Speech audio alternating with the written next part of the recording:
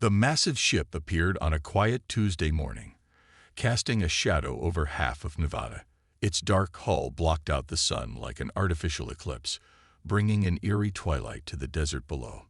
The world held its breath as the vessel, nearly 3 miles long, hung motionless in the sky. Hours earlier, the aliens had announced themselves on every electronic device on Earth. They called themselves the Watchers, and they came bearing a gift. The message was simple. They had chosen Earth to receive their blessing. Tom Martinez stood in the crowded control room at Area 51, his coffee gone cold in his hands. As the lead engineer for unusual aircraft, he thought he had seen everything. He was wrong. The screens around him showed different angles of the alien ship, its surface covered in what looked like battle scars and ancient damage. "It's a joke," Kate Wilson said beside him, her eyes fixed on the largest monitor. "They're giving us their garbage." As the base's weapons expert, she had already spotted the marks of weapons fire and explosive damage across the ship's hull. A voice crackled through the speakers. "This is General Richards. All key personnel to the main briefing room." Now, Tom and Kate joined the stream of people hurrying through the underground corridors. The briefing room was already packed when they arrived, with military officers and scientists squeezed in shoulder to shoulder. The air felt thick with tension and excitement. General Richards stood at the front, his face grim. "The Watchers have made their intentions clear. They're gifting us one of their old warships. They say it's a gesture of goodwill to help us join the galactic community." He paused, looking around the room. "They think we're primitive. They think we're simple. And they think this ship is worthless." The room erupted in murmurs and whispers. Tom leaned forward, studying the new images appearing on the screen behind the general. The ship's design was unlike anything he had ever seen, with curves and angles that seemed to defy physics. "We're forming a new organization," the general continued. "The International Ship Research Initiative, HFY. Every nation is contributing their best people. This isn't just American anymore. This is humanity's project." Over the next few days, Tom watched as they brought the ship down. It took 20 massive anti-gravity platforms, technology shared by the Watchers, to guide it to the specially prepared hangar in the desert. The ship's size was even more overwhelming on the ground. Its dark surface seemed to swallow light, and strange symbols marked its hull in patterns that hurt the eyes if you looked at them too long. The Watchers sent 2 observers, tall beings in environmental suits that hid their true forms. They walked through the facility like they owned it, their movements smooth and artificial. They called the ship the Discarded, but among the human workers, it quickly gained a different name, the Coffin. "They're lying about something," Kate told Tom one evening as they studied the initial scans. "No one gives away a warship, even a broken one, without a reason." Tom nodded, but his attention was on the energy readings in front of him. Something wasn't adding up. The ship showed no power signatures, but the internal structure was intact. It was like looking at a computer that was turned off. Everything was there, waiting. The first teams to enter the ship reported vast, empty corridors and dead control panels. The Watchers had provided basic schematics, showing engine rooms, weapon systems, and command centers, all supposedly burnt out and useless. But Tom noticed something odd. The ship's design had redundancies in backup systems that made no sense for its supposed purpose. 1 month into the project, Tom made his first breakthrough. He was in what the schematics called an auxiliary power node, running standard tests, when his equipment picked up a faint quantum signature.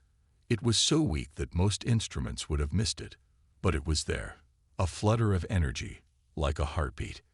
"It's not dead," he told the project leaders the next morning. "It's sleeping." He showed them the readings, explained how the ship's systems weren't destroyed but dormant. The Watchers in the room became very still when he presented his findings. That night, Tom couldn't sleep. He sat in his small office, surrounded by diagrams and test results, when Kate burst in. "You need to see this," she said, dropping a tablet on his desk. I've been analyzing the weapon mounts. They're not standard military design. They're research models. This wasn't just a warship. It was an experimental ship. The pieces started coming together. The redundant systems weren't redundant at all. They were test systems. The strange patterns on the hull weren't decoration but sensor arrays. The Coffin wasn't a discarded warship. It was an advanced research vessel disguised as one. The Watchers began spending more time observing their work. They answered questions with practiced politeness, but their answers were always vague, always slightly off. They seemed especially interested whenever the human teams reported failures or setbacks, almost pleased when things didn't work. 3 months into the project, during a routine scan, something changed. Tom was in the main engineering section with a team of international scientists when the ship's walls flickered. Just for a second, the dead metal seemed to come alive with patterns of light. The Watchers rushed in minutes later, insisting it was a sensor malfunction. But Tom had seen something in that moment, not just light, but data. The ship had responded to their presence, not to their tools or their tests, but to them, to humans. That evening, in a secure meeting room deep underground, Tom shared his theory with General Richards and the project leaders. The ship isn't compatible with the Watchers, he explained. That's why they think it's dead. But it's responding to us. Something about human biology, maybe our brainwave patterns, matches what the ship was designed for. The general leaned back in his chair, his expression thoughtful. Are you saying we can wake it up? I'm saying it's already waking up, Tom replied. And I don't think the Watchers ever knew what it could really do. As he left the meeting, Tom passed by the ship's main entrance. In the dim light, the vast hull loomed above him like a sleeping giant. But now he knew better. It wasn't a coffin they had been given. It was a chrysalis, waiting for the right moment to transform. And tomorrow, they would begin to unlock its true potential. Tom's discovery changed everything. The vast hangar that housed the alien ship buzzed with new energy as teams worked around the clock, testing his theory about human brainwave patterns. The Watchers watched them with what seemed like amusement, probably thinking they were wasting their time. Kate spent her nights studying the weapon systems, which were unlike anything in the Watchers' known arsenal. Look at this, she told Tom one evening, pointing to a complex diagram on her tablet. These aren't just weapon ports. They're more like reality anchors. They don't shoot things. They change space itself. The breakthrough came on a quiet Sunday morning. Tom had been working with Dr. Anna Roberts, a quantum physicist, to map the ship's neural pathways. They had brought in volunteers to test different brainwave patterns, looking for any response from the ship's systems. The first few hundred tests showed nothing. Then Mike Foster, the security chief, walked past their testing area. The lights in the corridor flickered, and every sensor in the room lit up like a Christmas tree. They quickly pulled him into their lab. I don't understand, Mike said, sitting in the testing chair with sensors attached to his head. I'm just a regular guy. Why would the ship respond to me? Anna studied the readings with growing excitement. It's not about being special. It's about being human. Our brains process quantum information differently than the Watchers. We can see patterns they can't, patterns this ship was designed to work with. They worked through the night, mapping the connections between Mike's brainwave patterns and the ship's systems. By morning, they had proof. Humans could interface with the ship in ways the Watchers never could. The ship wasn't dead. It had just been waiting for the right pilots. The Watchers became nervous when they saw the increased activity. They started asking more questions, spending more time observing the tests. But they had underestimated human ingenuity and their ability to keep secrets. While the official teams ran obvious tests that showed little progress, a secret group worked in sealed chambers deep within the ship. They made breakthrough after breakthrough. The ship's quantum core wasn't just an engine. It was a living computer that could sync with human consciousness. It's like the ship was made for us, Tom explained to General Richards during a secure briefing. Every system, every circuit, it's all designed to work with human thought patterns. The Watchers couldn't use it because their minds work differently. They see reality in straight lines. We see it in waves and possibilities. Kate's weapons research revealed even more surprises. The ship's defensive systems weren't broken. They were dormant, waiting for minds that could grasp their true purpose. These aren't just shields, she explained, pointing to complex holographic displays. They're reality bubbles. They don't stop attacks. They'd prevent them from ever happening by shifting probability itself. The first real test came 2 months after their initial breakthrough. They had kept their progress hidden from the Watchers, showing them only failed experiments and setbacks. But in a shielded chamber at the heart of the ship, they were ready to wake it up. Mike sat in what they now knew was the control chair, while Tom and Anna monitored the systems. Kate stood ready at the weapons console, though they hoped they wouldn't need it. The room hummed with tension and excitement. "Remember," Tom said, "just like we practiced. Don't try to control it. Let your mind flow with it." Mike nodded and closed his eyes. For a moment, nothing happened. Then the chair began to glow with a soft blue light. Patterns of energy raced across the walls like liquid lightning. The ship's quantum core, dormant for so long, pulsed with new life. Screens and holographic displays sprang to life around them, showing systems and capabilities the Watchers had never mentioned. The ship wasn't just a warship, it was a research vessel designed to explore the boundaries of reality itself. "Holy shit," Kate whispered, staring at her weapons display. "These aren't weapons, they're universe manipulation tools. This ship can literally rewrite the laws of physics in a localized area." The ship's systems integrated seamlessly with Mike's consciousness, showing him visions of space and time that no human had ever seen before. Through his mind, they could see the ship's true purpose. It was designed to explore and manipulate the quantum fabric of reality. But their success couldn't remain hidden forever.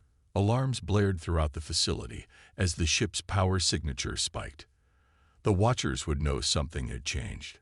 "Shut it down," General Richards ordered through the comm system. "We're not ready for them to know yet." As they powered down the systems, Tom noticed something strange in the data streams. The ship wasn't just responding to them, it was learning from them. Each interaction made it more attuned to human thought patterns. It was evolving. That night, while the Watchers demanded explanations for the power spike, the human team met in secret. They had discovered something that changed everything they thought they knew about the ship. "It's not just that we can use it," Anna explained, showing them complex quantum equations. "We make it stronger. Our way of thinking, our creativity. It amplifies the ship's capabilities beyond its original design specs." "How much stronger?" General Richards asked. Tom brought up a series of calculations. "Based on our tests, at least 10 times more powerful than anything in the Watchers' fleet. And that's just the beginning. The more we work with it, the more powerful it becomes." The implications were staggering. The Watchers hadn't given them a piece of junk. They had accidentally handed humanity the most powerful ship ever created. A ship that only humans could use to its full potential. As they left the meeting, Kate pulled Tom aside. "They're going to find out sooner or later," she said. "And when they do," Tom nodded, "we need to be ready." He looked up at the vast ship, its hull now humming with hidden power. "They thought they were giving us a coffin. Instead, they gave us the key to the universe." The next few days would change everything. But for now, in the quiet of night, the ship pulsed with newfound energy, a silent promise of what was to come. The real test wasn't just waking up the ship, it was preparing for what would happen when the Watchers realized exactly what they had done. The transformation began slowly at first. Tom and his team worked in secret, making small changes that the Watchers wouldn't notice. They added Earth computers to the ship's systems, finding ways to blend human and alien technology. Each change made the ship stronger, more responsive to human control.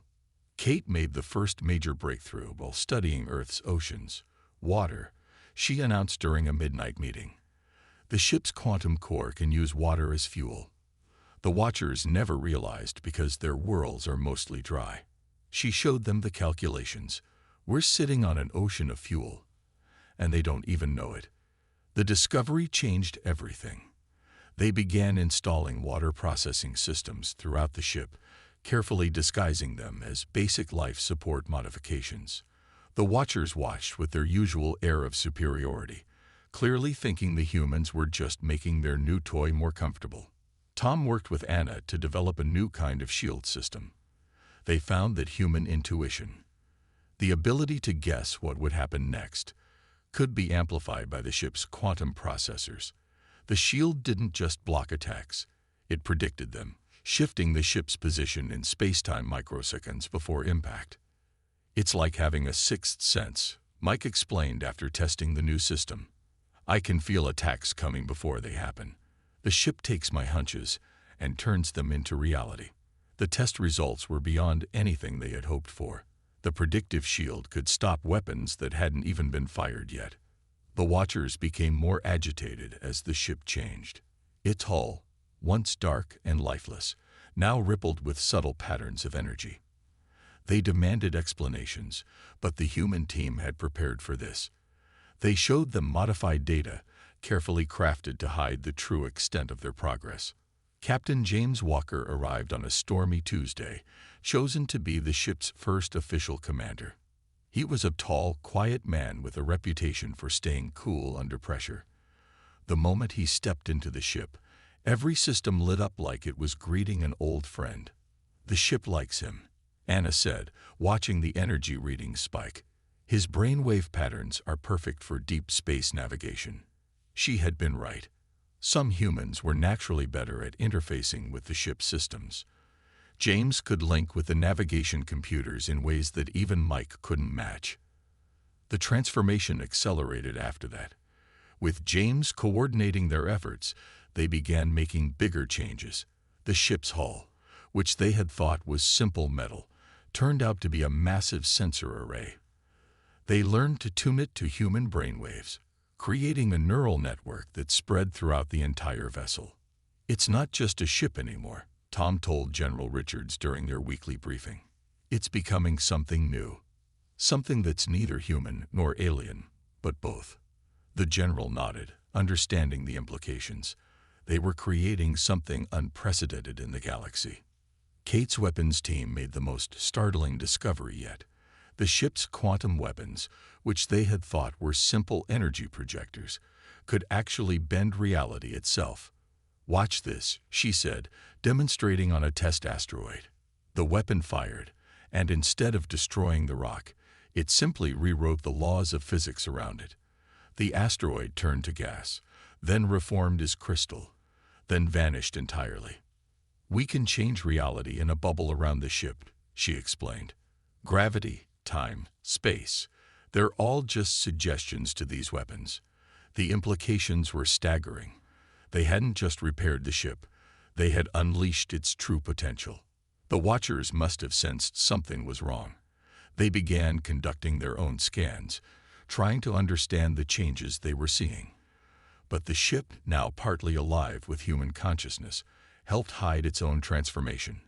It showed them what they expected to see: a primitive crew making crude modifications to technology they'd barely understood. Water tanks were installed in secret compartments throughout the ship, feeding the quantum core with an endless supply of fuel. Earth's oceans contained enough power to run the ship for centuries. The watchers never realized that every drop of water contained potential energy that their technology had never been able to tap. James spent more and more time in the control chair, learning to merge his consciousness with the ship's systems. "It's like dreaming while awake," he told them. "I can feel every part of the ship, every system, every change in the quantum field around us. It's becoming part of me." The ship needed a new name.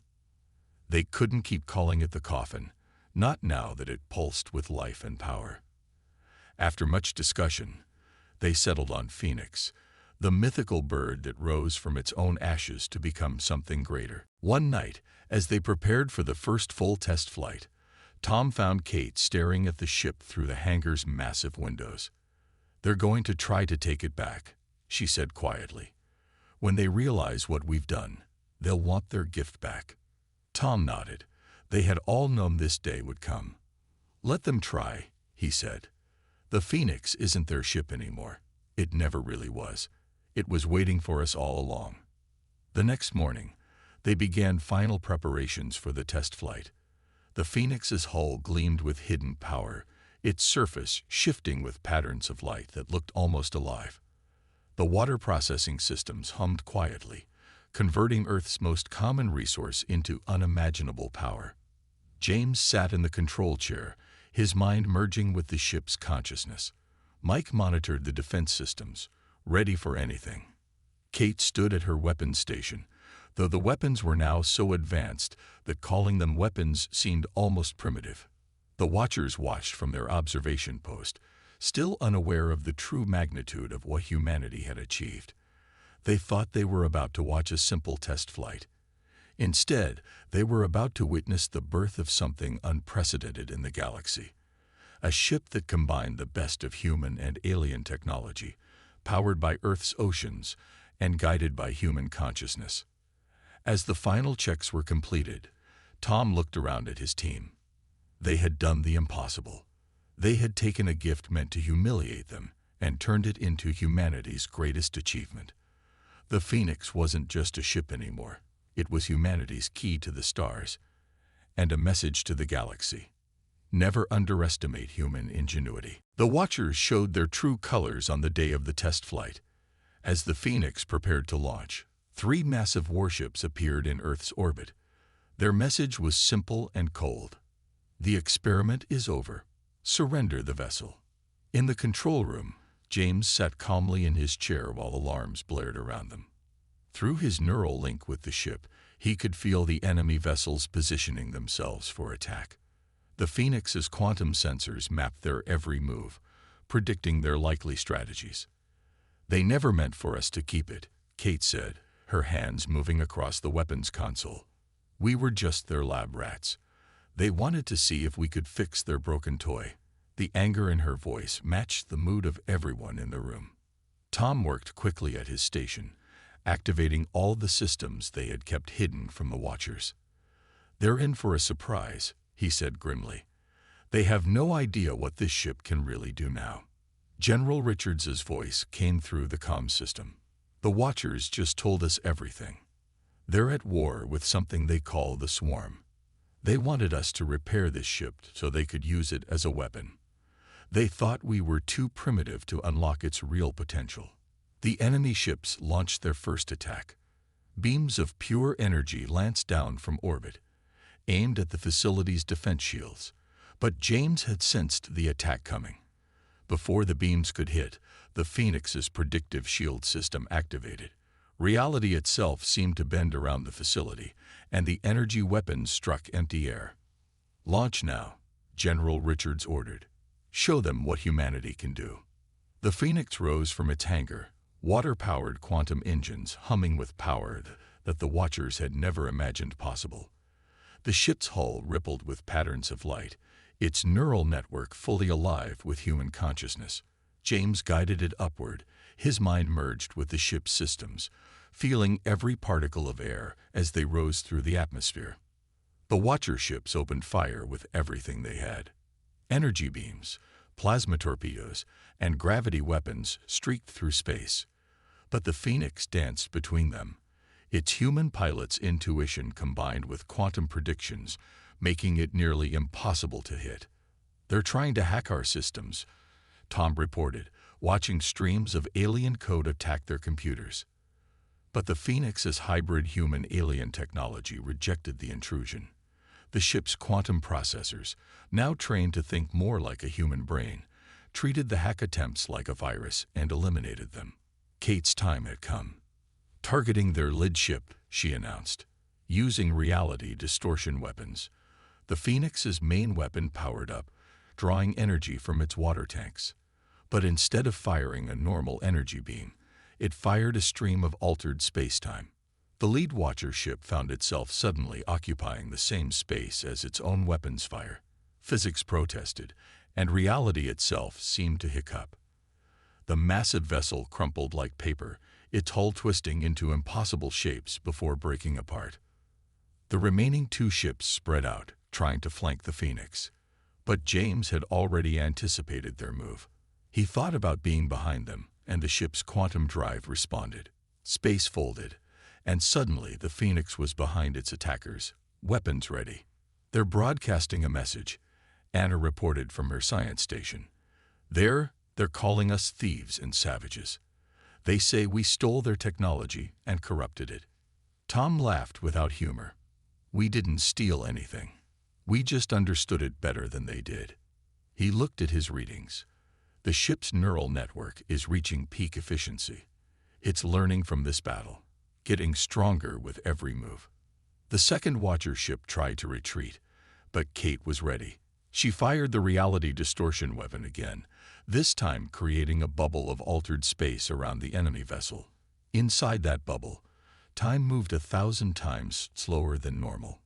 The ship was effectively frozen, its crew trapped in a moment of time.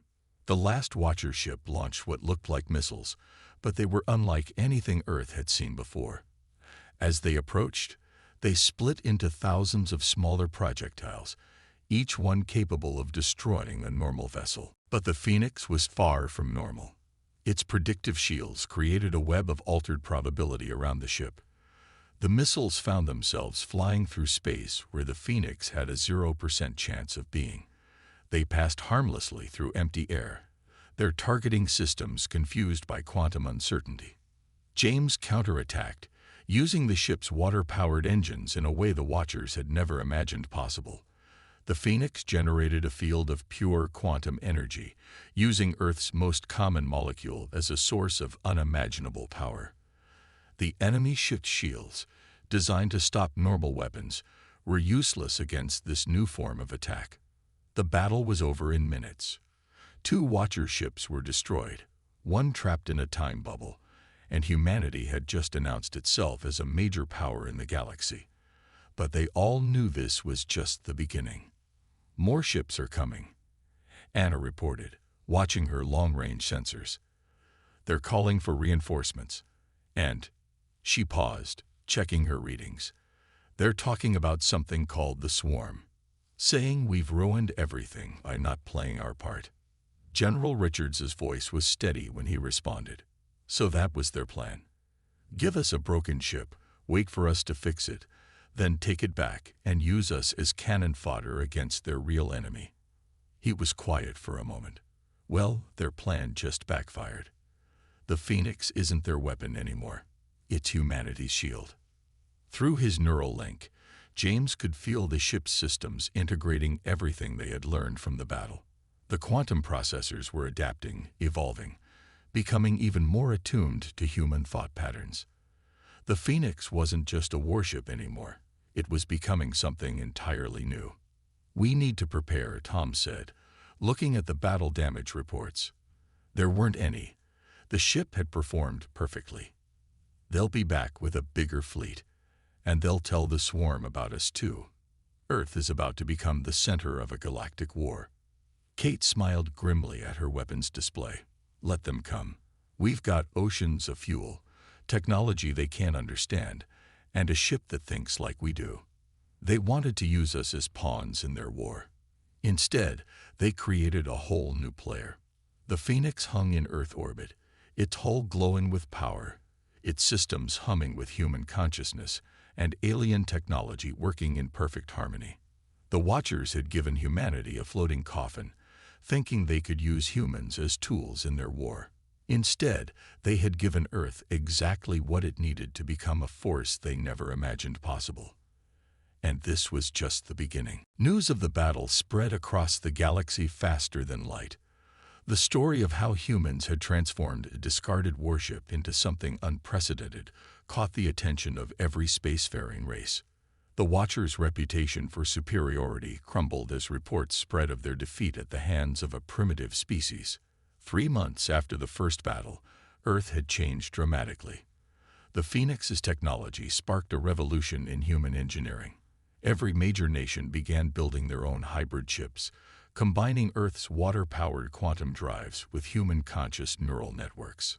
Tom stood in the new Global Space Command Center, watching dozens of ships under construction in orbit. Each vessel incorporated lessons learned from the Phoenix, but none could match the original. The first ship's quantum processors had evolved too far, becoming something unique in the galaxy. "The swarm is moving," Kate announced during a morning briefing. Long-range sensors showed massive fleet movements in distant systems, but they're not attacking the Watchers anymore. They're pulling back, fortifying their borders. James, looking more comfortable than ever in his captain's uniform, studied the tactical displays. "They're afraid," he said simply. "The Watchers wanted to use us against them, but now they're worried about us instead." His neural link with the Phoenix had grown stronger over the months, giving him insights into spatial movements that normal sensors couldn't detect. The Watchers hadn't given up easily.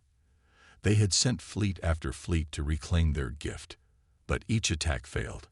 The Phoenix's reality-warping weapons and predictive shields proved unbeatable, and each battle made the ship stronger. Its quantum processors learned from every encounter, developing new strategies that even its human crew couldn't have imagined.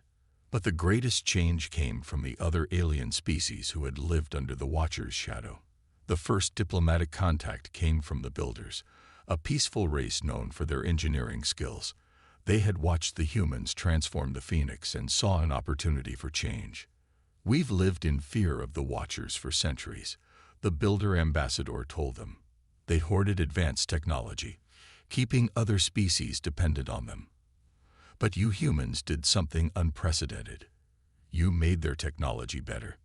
More allies followed. The Explorers, the Star Weavers, and even some breakaway factions of the Watchers themselves came to Earth. They brought knowledge, resources, and a desire to learn humanity's unique approach to technology. Earth became a center of innovation in the galaxy, where alien and human sciences merged in new and exciting ways. Anna's research team made perhaps the most important discovery yet.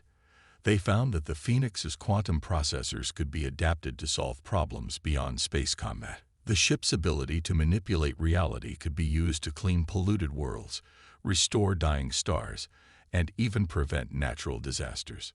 "We're not just building weapons anymore," she explained to a council of Earth's leaders. "We're creating tools that could help every species in the galaxy."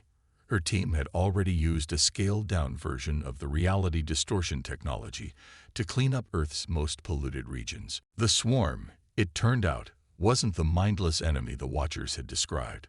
They were a collective of organic mechanical beings who had also rejected Watcher dominance. When their ambassadors finally came to Earth, they'd brought an unexpected proposal.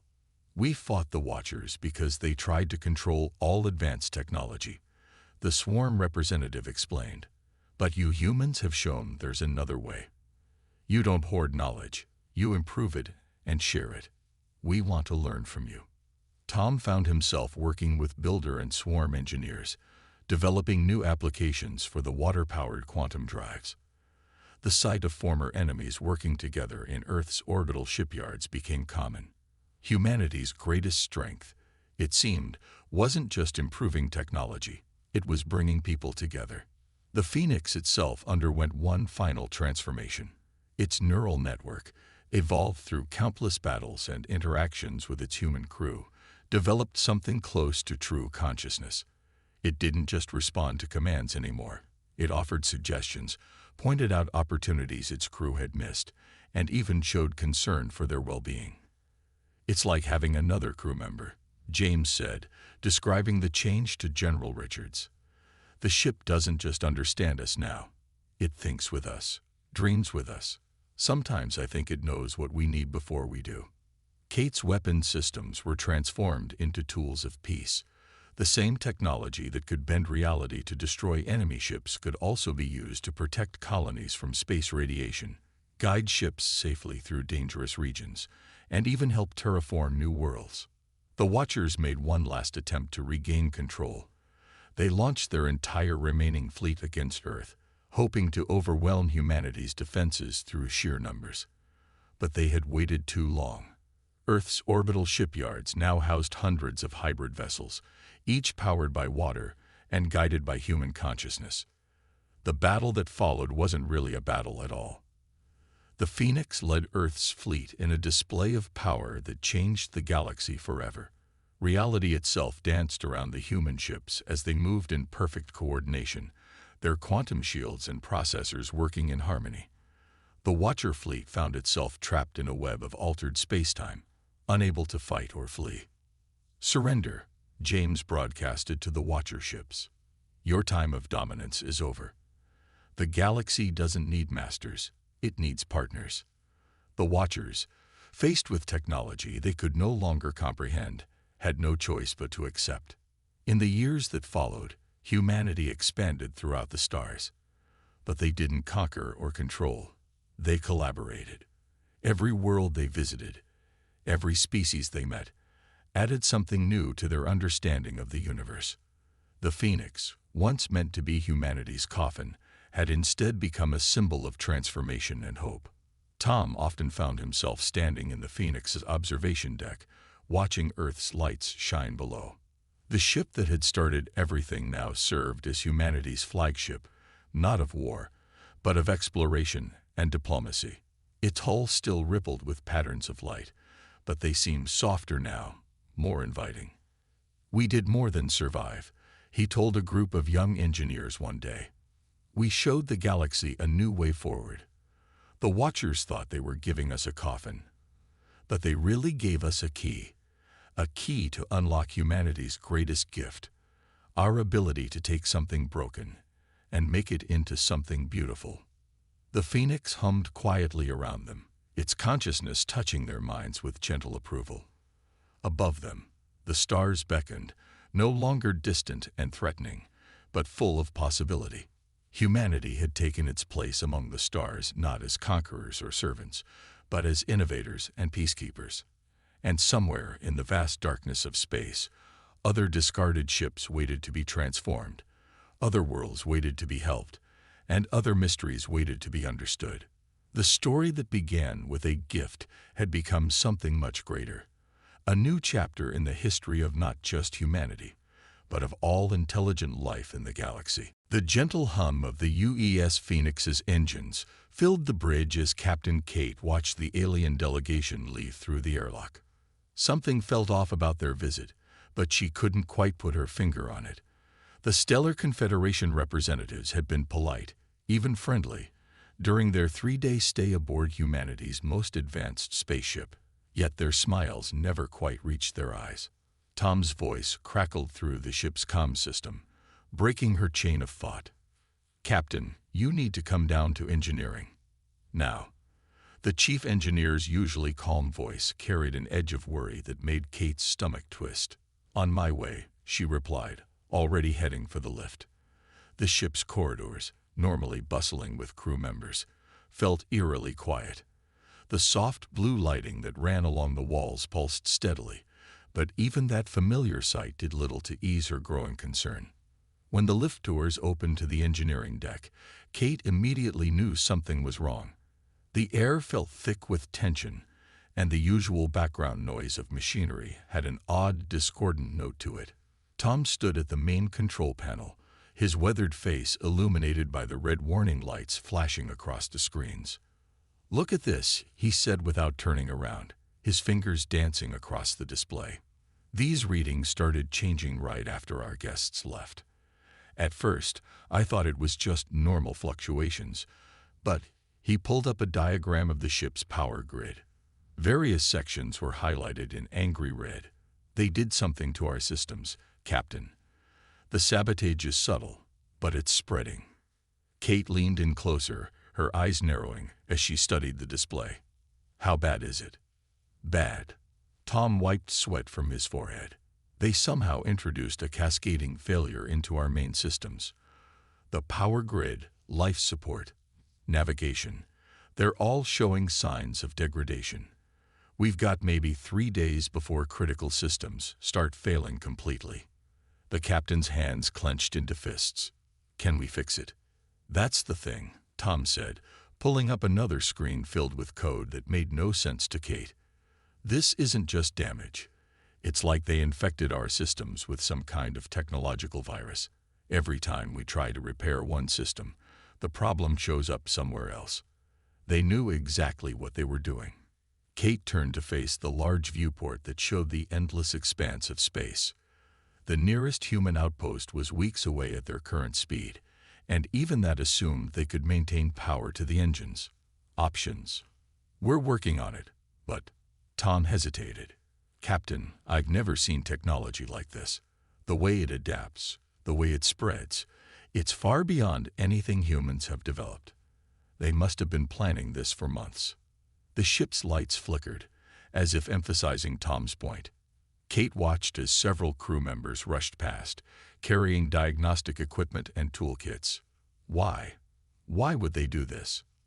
Think about it, Tom said, his voice low.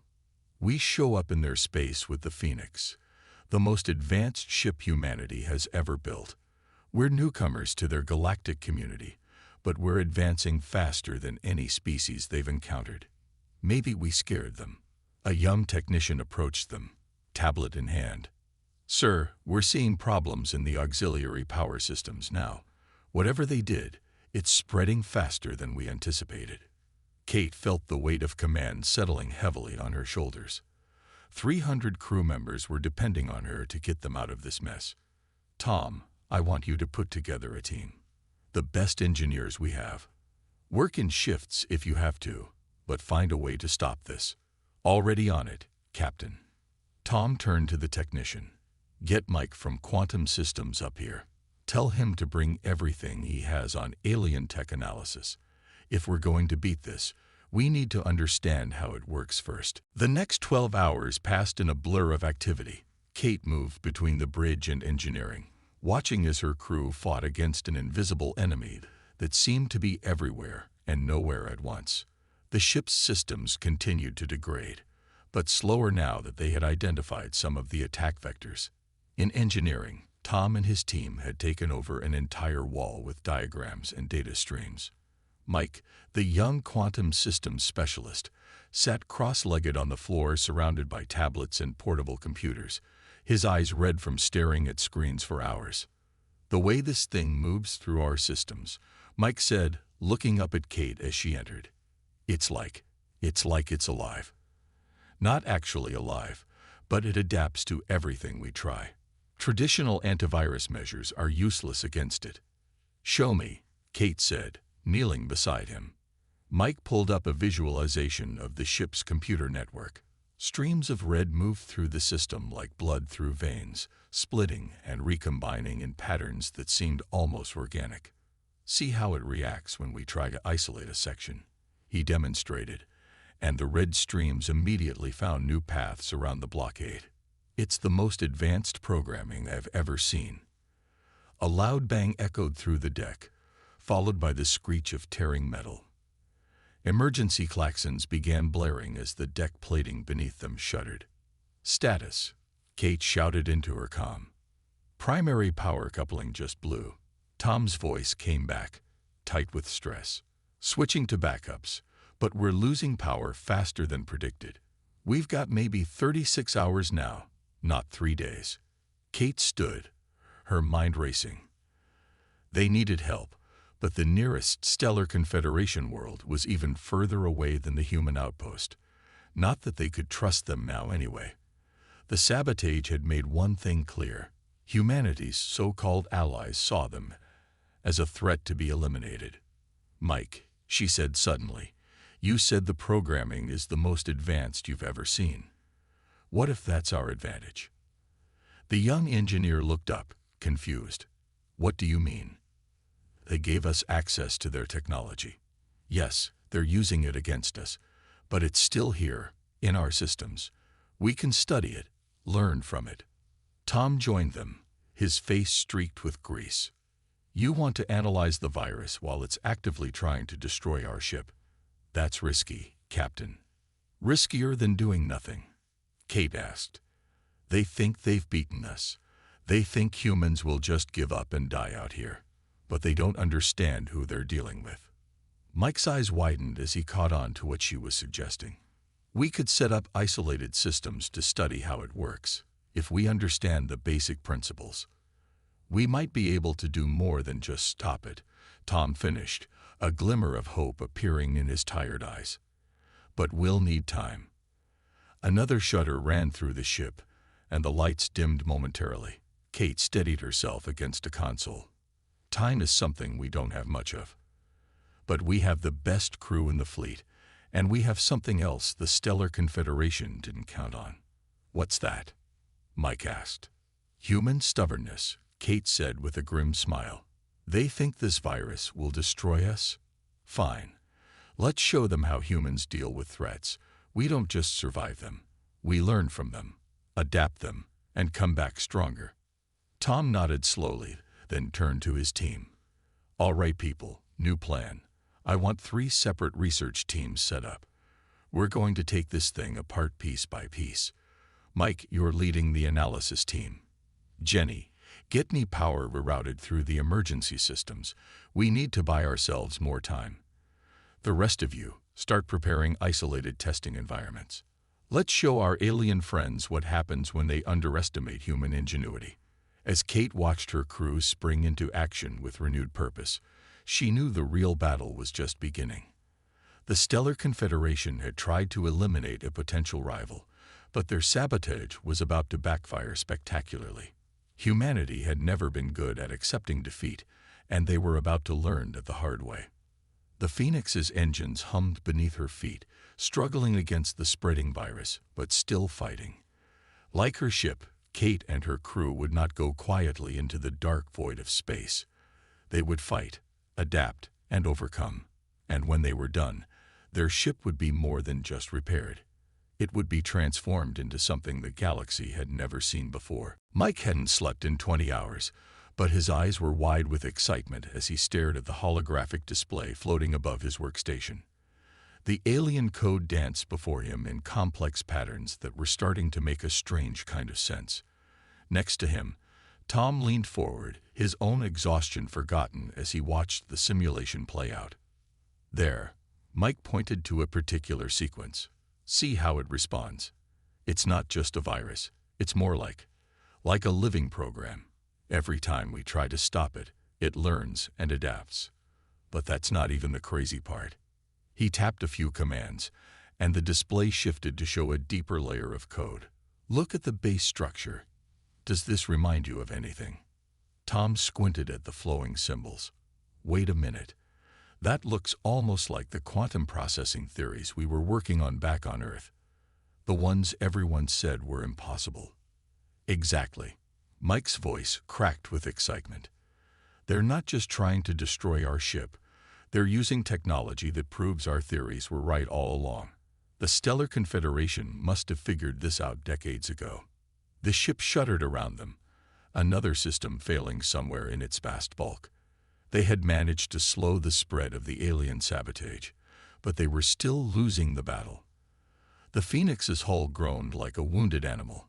Captain Kate's voice came through the comm system, tense but controlled. "Engineering, we just lost gravity control on decks 5 through 8. How's that analysis coming?" "Captain," Mike replied, his fingers flying over the controls, "I think you need to come see this. We may have found something big." When Kate arrived a few minutes later, she found her engineering team gathered around Mike's station, their faces lit by the blue glow of the holographic display. The young engineer could barely contain himself as he explained what they'd discovered. "The aliens didn't just give us a weapon to destroy ourselves," he said, pulling up diagram after diagram.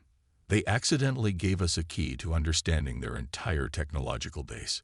This virus is built on principles we theorized, but could never prove. Until now." Tom stepped in, his weathered face animated. "Think of it like they handed us a dictionary to translate their tech into our language. We're not just learning how to stop the sabotage, we're learning how their most advanced systems work." Kate watched the flowing patterns of light, remembering the smug expressions on the alien delegates' faces as they left the ship. "Can we use this?" "Better than that," Mike said, pulling up a new display. "We can improve on it. Look, Their quantum processing is amazing, but it's rigid. They follow the rules they discovered centuries ago, but they never thought to question them. We humans, though, we love breaking rules. The next few hours were a blur of activity. Mike and Tom led teams working in sealed labs, studying the alien code and testing theories that would have seemed insane just days ago. They lost auxiliary power to the cargo decks, but nobody complained about carrying supplies up manual ladders. Every crew member knew they were racing against time. Kate split her attention between the bridge and engineering, watching as her crew pushed themselves to their limits and beyond. The ship's doctor made regular rounds with stimulant shots, keeping key personnel awake and focused. They couldn't afford to rest, not when every hour brought them closer to total system failure.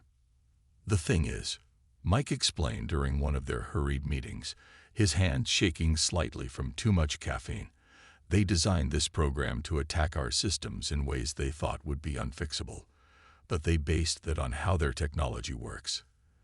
They never considered that we might approach problems differently.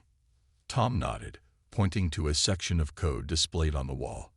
Human engineering has always been about working with what we have, improvising when we need to. Their tech is more advanced, but it's also more structured. They don't adapt the way we do. So how do we use that?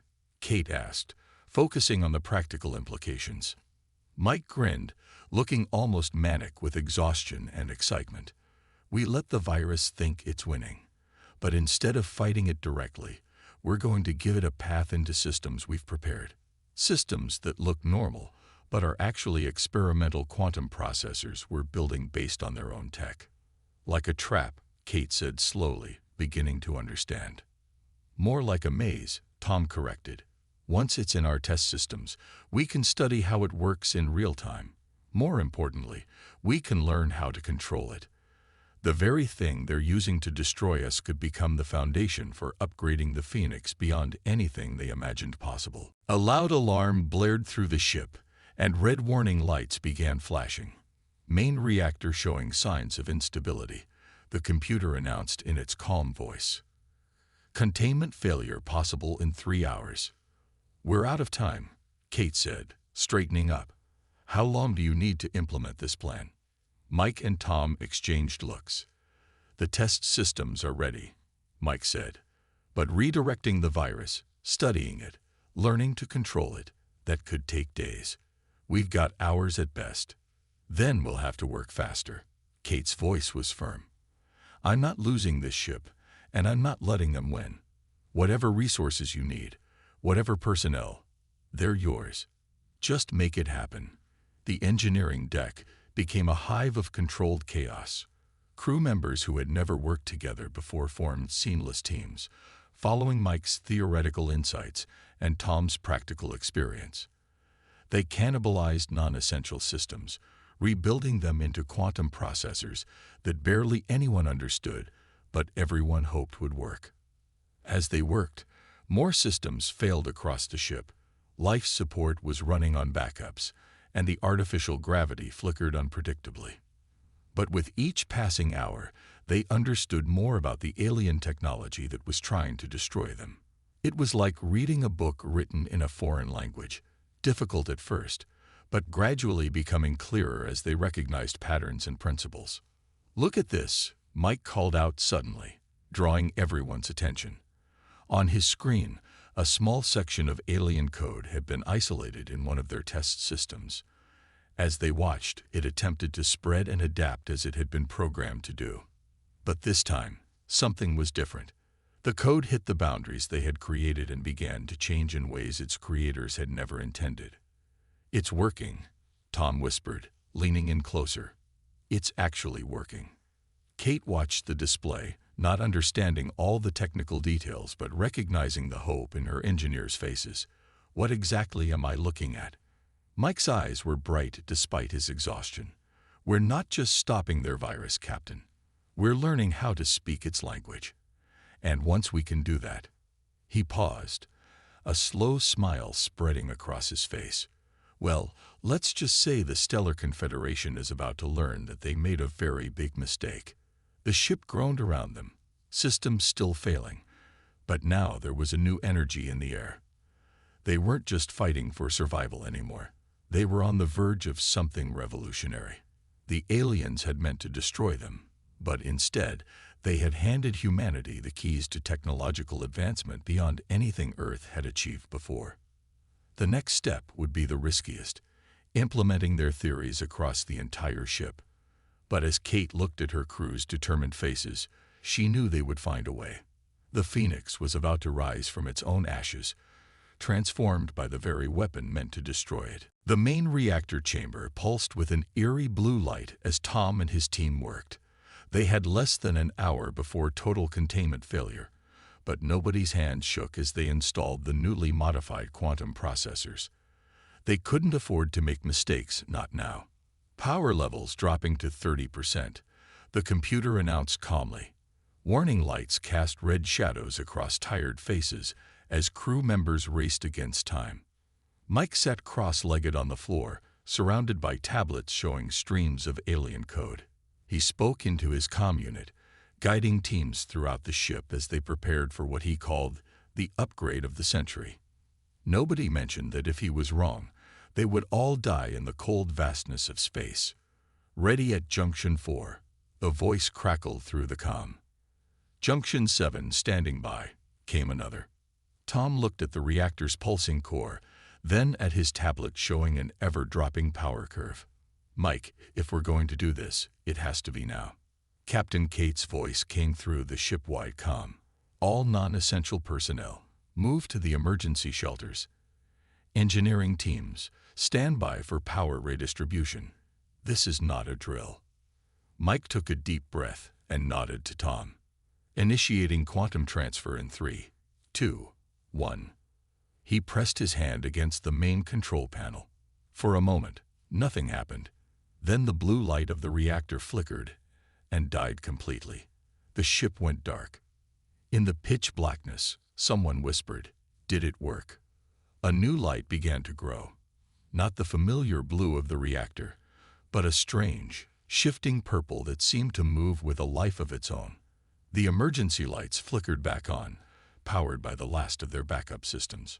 "The virus is responding," Mike said, his eyes fixed on his displays. "It's following the path we created, moving through the quantum processors exactly like we planned." Tom watched as indicators across his screen began to change. Power levels rising. 10%, 20, 30. The deck plating hummed beneath their feet with a new note, different from anything they'd felt before. Across the ship, systems that had been dead or failing suddenly sparked back to life. 50%, 70. We're past normal operating capacity and still climbing. Kate's voice cut through the excitement. "Engineering, what's happening down there? We're getting some strange readings up here." "It's working, Captain," Mike said, his voice filled with wonder. "The virus isn't just being contained, it's being integrated. We're using its own adaptive properties to enhance our systems. The quantum processors are acting like translators, teaching our technology to speak their language." Through the viewport, crew members could see the strange purple glow beginning to spread through the visible power conduits of the ship. The Phoenix was changing from the inside out. "Captain," the ship's AI announced suddenly, its voice somehow different, richer, more alive, "I am detecting significant improvements in all major systems. Processing capacity has increased by 400% and rising." Kate stepped onto the engineering deck just in time to see the main display wall transform.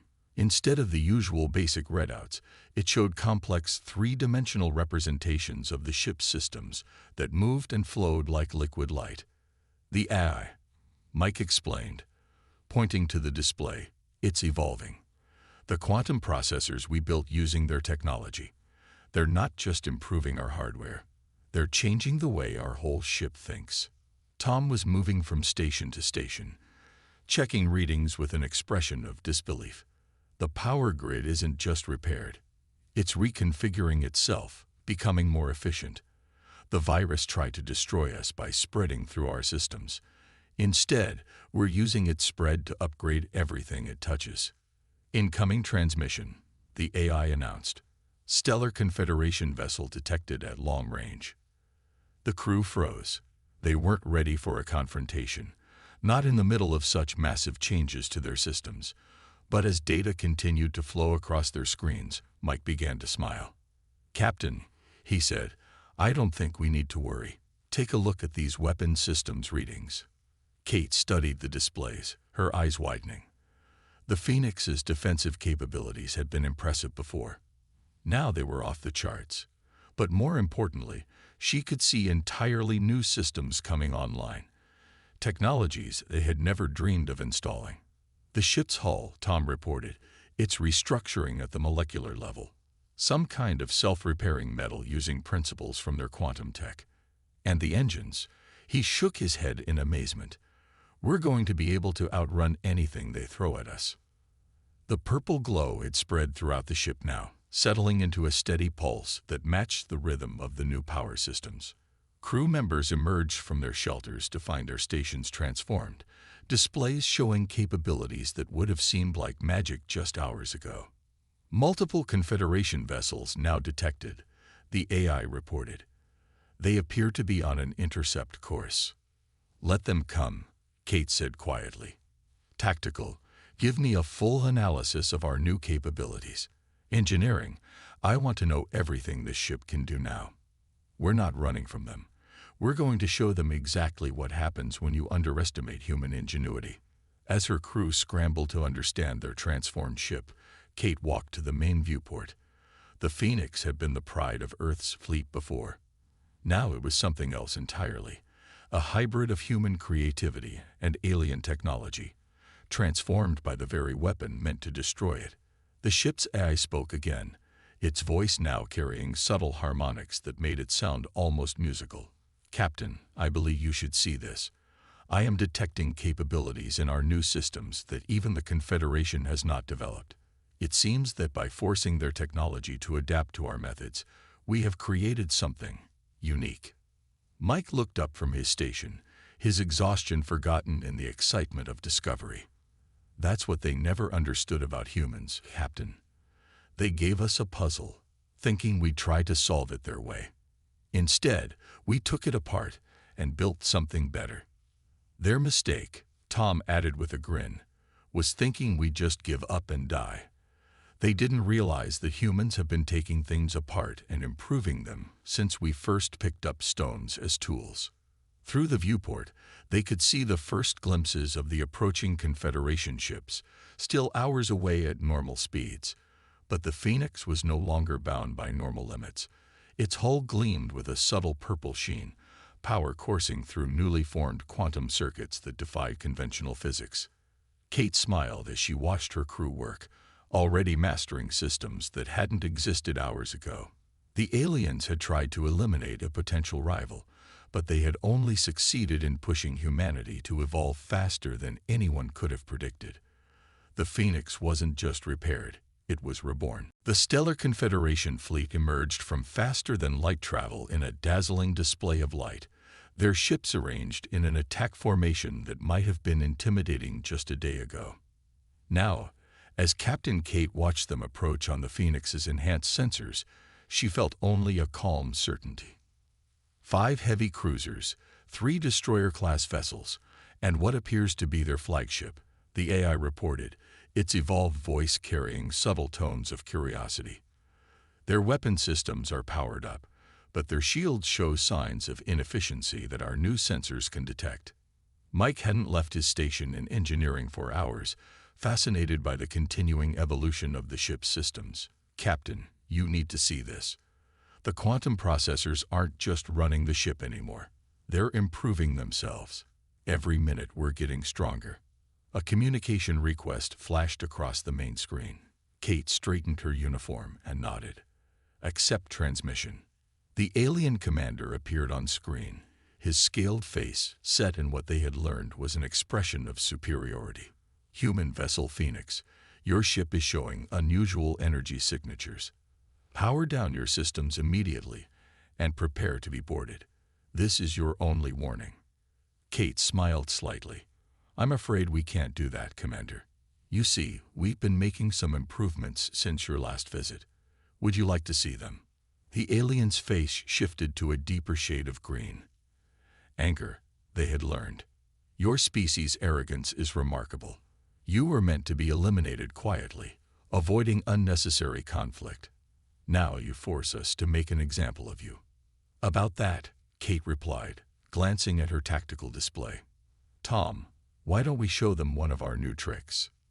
In engineering, Tom grinned and entered a series of commands. The Phoenix's hull rippled with purple energy, and suddenly the ship split into perfect duplicates. 5 identical vessels surrounding the Confederation fleet. Impossible, the alien commander sputtered. This is beyond your technology level. It was, Kate agreed. But we've had some help. Your sabotage program made an excellent teaching aid, though I don't think we're using it quite the way you intended. The tactical officer's console lit up with warnings. Multiple targeting locks from the Confederation fleet, Captain. They're preparing to fire. Defensive systems status, Kate asked calmly. The new quantum shields are operating at 400% of our original capacity, the AI reported. Additionally, I have developed 14 new defensive protocols based on the combined knowledge of human and Confederation technology. The alien commander's face had lost its superior look, replaced by something closer to fear. Stand down, humans. You don't understand the forces you're playing with. Actually, Mike's voice came through the comm. I think we understand them better than you do now. Your technology is impressive, but it's stable, unchanging. You never thought to question it, to push its limits. But that's what humans do best. The first shots from the Confederation fleet lit up space and passed harmlessly through 4 of the Phoenix duplicates. The real ship's quantum shields absorbed the rest of the barrage, the energy rippling across their surface in beautiful patterns. Return fire, the tactical officer asked. Kate shook her head. No, show them something else instead. The Phoenix's hull began to glow brighter, the purple energy coalescing into visible streams that connected all 5 projections of the ship. The AI's voice carried a note of pride as it reported, quantum field stabilized, ready to demonstrate new faster-than-light capabilities. In engineering, Mike and Tom watched in amazement as their improvements took on forms they hadn't even imagined. The ship wasn't just using the alien technology, it was reinventing it. The quantum processors, Mike said excitedly, they're not just computing anymore. They're rewriting the laws of physics on a local level. The aliens use this technology to follow rules. We're using it to break them. The Phoenix and its duplicates began to move in perfect synchronization, creating geometric patterns in space that seemed to bend reality itself. Each movement left trails of purple light that formed complex, mathematical structures. On the Confederation ship sensors, alarms were blaring. They had never seen anything like this before.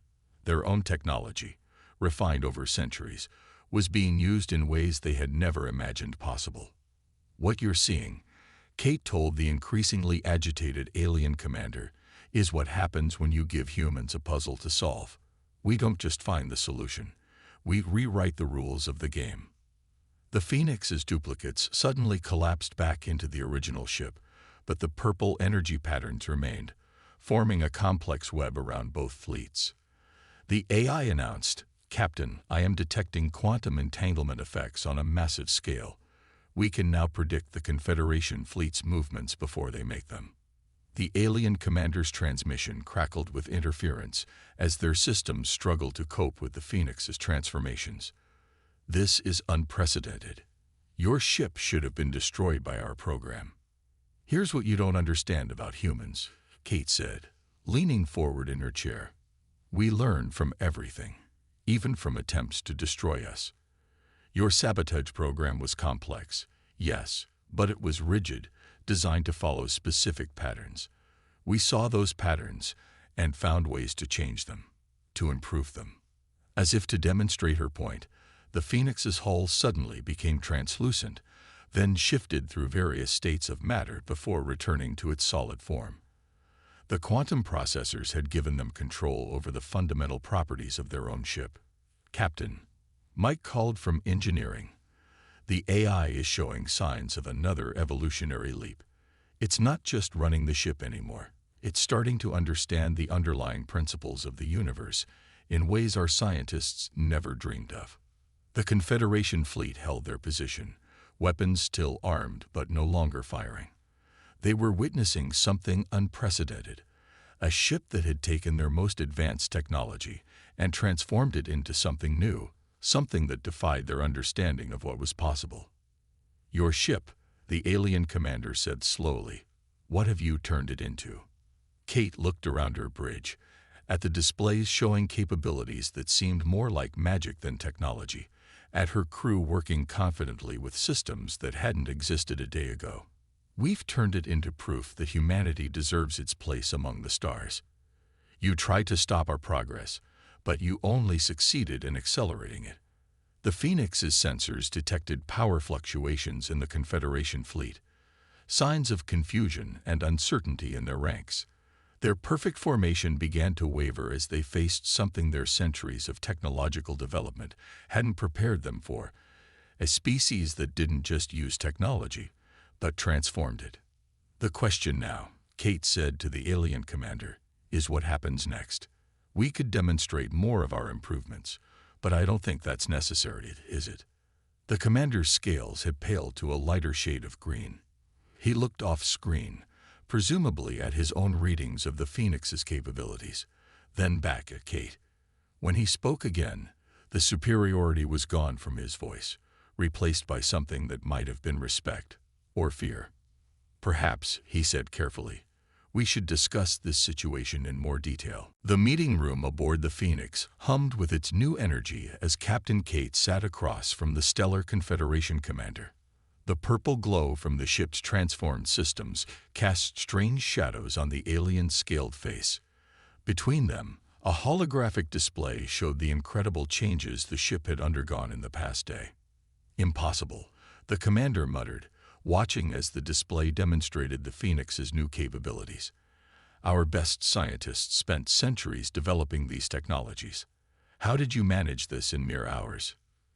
"Because you gave us no choice," Kate replied simply. "When humans are backed into a corner, we don't give up. We get creative. Your sabotage program wasn't just a weapon to us. It was a textbook, a challenge, and an opportunity all rolled into one." In engineering, Mike and Tom worked with their teams, still discovering new possibilities in their hybrid systems. The ship's AI had evolved to the point where it could predict their needs before they voiced them, bringing up relevant data and suggesting improvements they hadn't even considered. The quantum processing matrix has achieved another breakthrough, the AI announced, its voice carrying harmonics that seemed to resonate with the ship itself. "I am detecting similar possibilities for advancement in the Confederation fleet systems, though they remain dormant due to current programming limitations." The alien commander's eyes widened at this. "You can read our ship's systems." "We can do more than that," Mike said, joining them in the meeting room. His uniform was wrinkled from hours of non-stop work, but his eyes were bright with excitement. "We can improve them. Your technology is incredible, but you've been using it the same way for so long that you've stopped seeing new possibilities." Tom entered behind him, carrying a data tablet showing complex quantum calculations. "Your sabotage program was designed to exploit what you saw as weaknesses in our systems. Instead, it showed us how to make our systems more adaptable, more alive. The Phoenix isn't just a ship anymore. It's becoming something entirely new." As if to emphasize his point, the walls of the meeting room briefly became transparent, showing the space around them, where the Confederation fleet hung in formation. The commander flinched, but Kate remained calm, knowing the ship was simply demonstrating its enhanced capabilities. "The quantum processors we developed," Mike explained, "they don't just compute. They learn, adapt, and evolve. And because we built them by combining your technology with human innovation, they can do things neither of us thought possible." The ship's AI joined the conversation, its holographic interface showing the complex web of improvements spreading through the Phoenix's systems. I have analyzed the complete history of Confederation technological development. Your species achieved remarkable advances, but became conservative, focusing on perfecting existing systems rather than exploring new possibilities. And humans? The commander asked, a new note of respect in his voice. Humans, the AI replied, approach problems differently. When faced with established rules, they instinctively look for ways to bend or break them. This creates inefficiencies, but also leads to unexpected breakthroughs. The combination of Confederation precision and human creativity has produced something greater than either could achieve alone. Kate watched as understanding dawned on the alien commander's face. You intended to eliminate us because you saw us as a potential threat. But what if instead we could be partners? The commander looked at the displays showing the Phoenix's transformed systems, then at his own fleet's readings. You could have destroyed us when we attacked. Why didn't you? Because that's not who we are, Kate said firmly. Humans can be aggressive, yes, and we fight fiercely when threatened. But what we really want is to explore, to learn, to grow. We don't want to dominate the galaxy. We want to help make it better. Mike pulled up new data on the holographic display. Look at these readings. The quantum processors aren't just improving our ship. They're showing us ways to improve everything around us.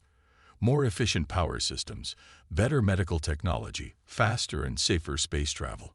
But we need your experience to help us understand it all. The commander was quiet for a long moment, studying the data. When he spoke again, his voice had lost its earlier hostility. In all our history of encountering new species, none has ever done what you've managed in the past day. We thought we were protecting the galaxy's stability by controlling the spread of advanced technology. Perhaps we were wrong. The Phoenix's systems pulsed with a gentle light, and the AI displayed a new set of calculations. I am detecting potential compatibility between our new hybrid technology and all known Confederation systems. Estimated improvement in overall efficiency, 300%. Potential new technological developments. Calculating. The numbers that appeared made both humans and aliens in the room catch their breath. The possibilities were staggering. What you've created here, the commander said slowly, could change everything. But change can be dangerous. It can also be wonderful, Kate replied. You tried to stop our progress because you feared what we might become. Now you've seen what we can do when pushed to our limits. The question is, do you want to keep seeing us as a threat, or would you rather see what we can accomplish together? Tom stepped forward, offering his tablet to the commander.